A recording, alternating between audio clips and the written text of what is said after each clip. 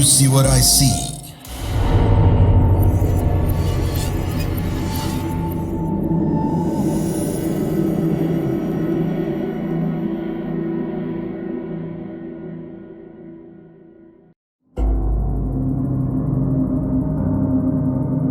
Do you see what I see? Exclusive on Spotify.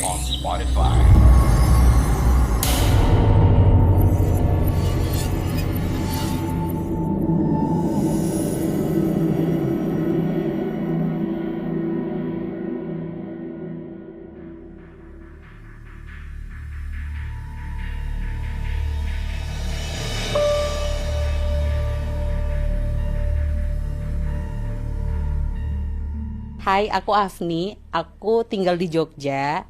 Aku mau sharing soal pengalaman horor aku di kosan nih. Jadi waktu itu aku lagi nggak bisa tidur karena emang seringnya insomnia, guys. Jadi tidurnya itu selalu di atas jam 2 gitu. Terus sebelum jam 12 itu aku teleponan sama temenku. Teleponan awalnya sih biasa aja, nggak gimana-gimana. Terus sampai di jam 12 pas itu aku inget banget karena aku akhirnya jadi ngerekam. Pertamanya aku dengar tuh ada yang nangis. Suara siapa yang nangis? Aku pikir temen kosan aku kali gitu yang nangis. Tapi aku jadi inget aku tuh di kamar atas karena kosanku tuh 2 lantai. Di kamar lantai 2 itu penghuninya cuma aku doang. Yang di bawah baru ada sekitar 5 orang. Tapi di atas itu aku sendirian. Di jam segitu gak mungkin ada suara orang nangis yang dari bawah itu bisa kedengeran sampai ke atas. Akhirnya ya udah aku tanya temanku di telepon, jangan-jangan dari sumbernya dari tempat dia gitu. Tapi kata dia ya yang aku tahu juga dia nggak punya saudara cewek. Ya nggak ada cewek juga lagi di rumahnya pada saat itu. Di rumahnya juga hanya ada dia sama bokapnya. Jadi nggak mungkin banget kata dia kalau sumber suara nangis itu dari tempatnya. Awalnya aku dengar sekali, 2 kali, terus aku berpikir ini siapa sih yang nangis? Aku mencari-cari sumber suara itu dari mana. Akhirnya nggak tahu kenapa, karena aku merasa tidak dipercaya sama temenku, dianggap ngadi-ngadi nih lo gitu. Akhirnya aku ngerekam. Bentar-bentar aku bilang, aku rekam ya. Aku sengaja hidupin rekaman supaya pas nanti kalau ada suara nangis itu ada lagi, aku bisa nunjukin ini loh buktinya gitu. Karena ya aku selama ini sebenarnya gak terlalu peduli-peduli banget lah sama hal-hal yang mistis gitu, biasa aja gitu. Cuman karena aku diragukan, disangka gak bener gitu, jadi aku pengen membuktikan aja. Akhirnya aku iseng rekam malam itu gitu. Aku mencet rekaman dari HP. Udah kepencet lah tuh rekaman. Sambil kita ngobrol, aku bilang, "Mas, bener mas, dengerin ya mas. Kamu dengerin, kamu diam." Aku sampai bilang gitu, diam, dengerin, diam dulu. Pas ada, tadi barusan ada gitu. Ada, aku ngeyakinin ada beneran gitu. Ini lagi gak nakut-nakutin, kata temanku. Enggak sih, kamu nakut-nakutin aja gitu. Ya udah, akhirnya ini masih ada rekamannya. 29 Desember itu jam 00 lebih 3 menit aku ngidupin rekaman. Dan di sekitar detik ke 30-an itu suara nangis itu terekam. Karena aku dengar, aku pikir gak terekam. Aku dengar terekam, terus aku matiin rekamannya. Terus aku dengar malam-malam itu sekitar 12:30 aku ngirimin rekaman itu ke beberapa temanku secara random untuk tahu apa yang mereka dengar dari dalam rekaman itu, selain suara percakapan aku dengan temanku malam itu. Dan beberapa ngasih reviewnya, bilang dia dengar ada suara anjing, ada suara anak kecil, ada suara perempuan nangis juga. Dan aku bilang, oh berarti aku nggak salah dong gitu, aku mendengarkan itu gitu. Tapi ya udah, menurut temanku ya sumbernya dari tempatku, karena di tempat dia nggak ada apa-apa. Akhirnya malam itu setelah teleponan itu, karena temanku mungkin juga udah takut, dia akhirnya matiin telepon dan aku juga matiin telepon. Dan itu beberapa kali aku masih dengar suara nangisnya pelan-pelan gitu malam itu. Ya menarik dari cerita teman-teman sesama yang tinggal di kosan itu, memang pernah ada yang cerita-cerita gitu. Ada juga temanku yang bilang semenjak pandemi kan kosan aku tuh yang di lantai 2 emang penghuni di atas itu kebetulan udah pada balik semua ke kampungnya, dan aku tinggal satu-satunya yang di atas, di kamar atas. Kenapa aku memilih di kamar atas ya karena biar nggak ganggu aja, kalau di bawah tuh banyak gangguan gitu, biar enak aja. Apa-apa juga gampang gitu aksesnya kalau di atas gitu. Ya udah, akhirnya temanku cerita yang di bawah, karena dia penghuni baru di kosan waktu itu, baru dia ngekos di situ juga hanya 2 bulan doang. Dia bilangnya, "Mbak, kamu nggak takut di atas sendirian?" Terus aku bilang, "Emangnya kenapa?" "Ya kalau cuman suara-suara jalan kaki gitu, apa biasa, paling kucing," aku bilang gitu. Terus kata dia, "Aku ngelihat beberapa kali ada perempuan di tangga menuju ke atas." Ya udah, aku ingat cerita temen di kamar bawah soal itu, ya aku kaitin aja sama yang suara aku denger pas malam itu gitu. Itu nangisnya beberapa kali, dan aku memastikan banget di sekitar situ di jam segitu nggak ada orang yang lagi nangis juga. Emang posisinya lagi sepi banget gitu. Itu sih pengalaman horor yang aku rasain, dan bener-bener aku dengerin banget, nggak cuman sekali. Dan aku pikir ini bukan sekedar halusinasi aku doang, karena itu terjadi gitu, terekam gitu deh. Oke, lanjut. Aku masih di Jogja juga nih ceritanya. Jadi waktu itu sama juga lagi pas setelah PPKM, aku diajak temen untuk main ke Parangtritis, karena kita udah lama gak jalan-jalan ceritanya.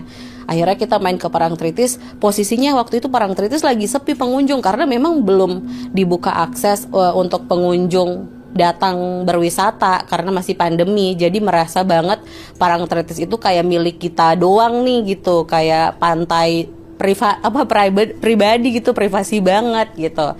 Ya udah, itu posisinya sore. Waktu itu aku sampai di Parangtritis sekitar jam 4 sore. Terus kita foto-foto tuh, karena Parangtritis juga kalau foto sore itu dapat sunset di daerah Parangtritis. Jadi udah, kita foto-foto gantian karena cuma berdua. Aku fotoin temen fotoin aku, sampai pada akhirnya temenku minta untuk foto, tapi latarnya dia itu melihat ke pantainya gitu, ke lautnya, dan membelakangi aku yang moto di belakang. Awalnya sih biasa aja, aku pikir ya udah foto biasa gitu. Aku ngitung-ngitung gitu, 1, 2, 3, ya udah ganti gaya, ganti kan. Terus sampai lama-lama temenku ini udah nggak dengar arahan dari aku manggil-manggil, dia udah nggak dengar. Makin lama tuh dia makin masuk ke dalam pantainya gitu. Makin lama tuh makin masuk, karena posisi air yang ombak terakhir di aku aja itu agak jauh gitu. Aku agak ke belakangnya. Sementara temanku itu udah batas air sama kakinya dia itu udah selutut, dan dia nggak merasa kalau itu dia udah masuk ke dalam pantainya. Aku manggil-manggil gitu, hei balik, udah nih, udah gitu, udah dapet, udah kejauhan, aku bilang gitu. Dia nggak denger gitu. Aku panggil namanya, dia nggak denger gitu. Ih, kenapa sih, dia ngapain gitu, ngeliatin apa gitu? Karena kan aku nggak lihat, aku pikir dia lagi ngeliatin apa gitu. Ngapain sih dia gitu? Akhirnya aku makin takut, karena dia makin lama makin maju tuh ke depan. Akhirnya aku samperin, aku tarik tuh jaketnya, terus dia baru balik, terus dia ngomong, udah dapet gitu. Seakan-akan waktu aku foto dengan dia di situ tuh hanya sebentar, kayak 1, 2, 3 udah. Padahal itu udah lama aku manggil-manggil, udah gitu. Mana aku lihat. Terus aku bilang, ih, aku udah dari tadi manggil-manggil, udah lama gitu. Aku nggak denger. Emang kamu manggil apa? Aku manggil nama kamu, teriak-teriak. Aku udah bilang kamu udah kejauhan. Masa sih, kata dia. Enggak kok, orang masih di sini. Ih, kamu lihat dong batas ombak itu di mana gitu. Batas ombak dengan tempatnya dia berdiri itu posisinya udah jauh, dan airnya udah selutut, dan itu dibuktiin sama foto gitu. Foto dari yang aku fotoin gitu, aku kasih lihat, nih foto kamu, lihat. Ih, iya ya, aku udah jauh banget ini dari tempat kamu foto dan dari batas ombak pecah terakhir gitu. Jadi aduh, ngeri banget nih, udah sore, itu udah jam 5. Akhirnya udah deh, nggak usah foto-foto deket-deket ombak gitu, udah deh ke atas aja duduknya. Ngeri nih gue nih, udah sore gitu. Ya udah, akhirnya bener gak sih mitos itu? Jadi ada pikiran gitu pribadi. Terus kita bergeser, udah keluar dari daerah pantai. Temenku buka jaket, karena waktu dia foto itu dia nggak buka jaket sama sekali, dia masih pakai jaket gitu. Pas dia buka jaket, aku lihat baju di dalamnya itu baju hijau, tapi nggak hijau terang gitu, cuman bajunya warna hijau. Menurut mitosnya orang Jogja yang di Parangtritis, kalau ke Parangtritis itu nggak boleh pakai baju warna hijau gitu. Jadi oh mungkinkah gitu ada hubungannya sama ini? Ya aku juga nggak tahu pastinya, cuman ya benar-benar aku lihat di depan mataku, temenku tuh hampir aja udah masuk keseret sama ombak. Untungnya aku cepet untuk ngagetin, untuk narik gitu. Dan ombak di Parangtritis emang gede banget, terus dia kan kayak menggulung gitu, kayak narik gitu sifatnya. Jadi bahayanya ombak Parangtritis itu karena dia tuh mecahnya, terus dia nggak mecah-pecah gitu, dia mecahnya narik.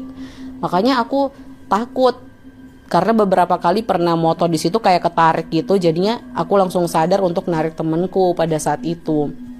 Ya itulah ceritanya gitu. Ternyata di mitosnya orang Jogja, yang orang Jogja bilang itu, aku akhirnya merasakan itu tanpa sengaja gitu, karena kita nggak setting untuk pakai baju warna hijau hari itu. Dan temenku juga mungkin nggak sadar kalau dia pakai baju warna hijau si hari itu. Pengalaman lain yang di Jogja yang sesuai dengan ceritanya orang Jogja tentang mitosnya di Jogja itu soal gamelan Jawa gitu. Aku juga pernah dengar suara gamelan Jawa lagi dimainin di sekitar jam 2 gitu, sekitar jam 2 pagi, dan aku terbangun gara-gara itu. Justru aku pikir mungkin biasa kali ya di Jogja tuh nyalain instrumen musik gamelan kayak gitu, tapi ini sih posisinya jam 2 malam gitu.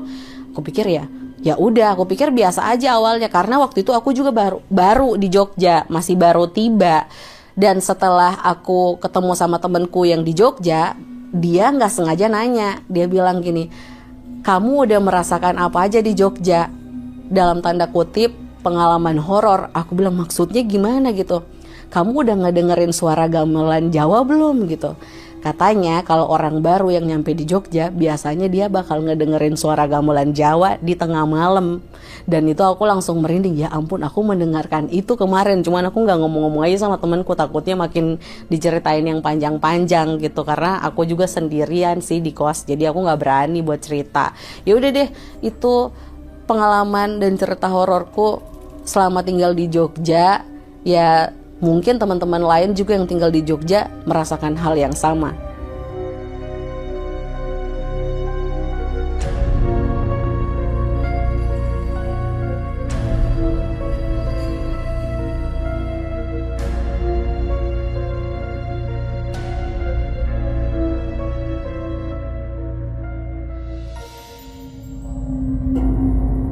Kamu punya pengalaman horor? Kirim ceritamu ke podcast.ceritahoror@gmail.com.